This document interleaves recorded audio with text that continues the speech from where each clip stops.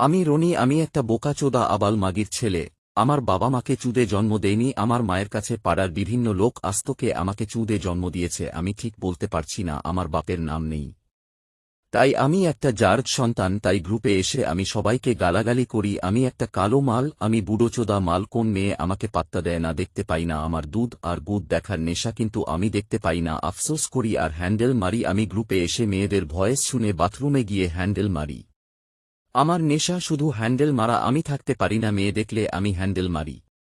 মেয়ের ভয়েস শুনলে আমার ধন খাড়া হয়ে যায়। আমি একটা আবাল মাগির ছেলে, কিন্তু আমার ধনটা খুবই ছোট, কোন মেয়ে দেখলে পছন্দ করবে না। আমি গ্রুপে একটা মেয়ের ভয়েস শুনে ক্রাশ খেয়েছি, মেয়েটার নাম ছাড়া, কিন্তু আমি কেলোচোদা মাল বলে বুড়োচোদা আমাকে রিজেক্ট করে দিল। আমি ভালো হতে চাই, আমি রনি ভালো হতে চাই, আমি আর কাউকে গালাগালি করব না। কেন করব না? গ্রুপে আমার আব্বা চলে এসছে, ওই জন্য আমার ভয় লাগছে। কি হয়েছে?